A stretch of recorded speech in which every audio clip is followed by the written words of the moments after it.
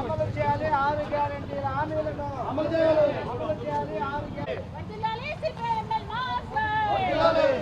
చేయాలి 6 గ్యారెంటీలను వెంటనే అని చెప్పి అంటుంది.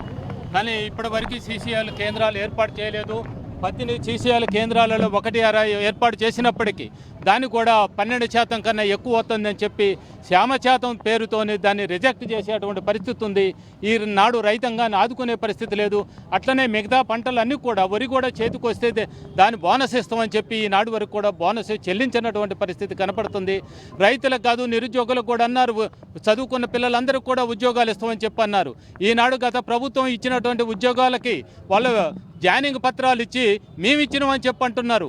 ఈనాడు కాంగ్రెస్ పార్టీ 2 సంవత్సరాల అధికారంలోకి వచ్చినప్పటికి కూడా వాళ్ళకి ఏది నిరుద్యోగులకి ఉద్యోగాలు ఇచ్చేటువంటి పరిస్థితి లేదు.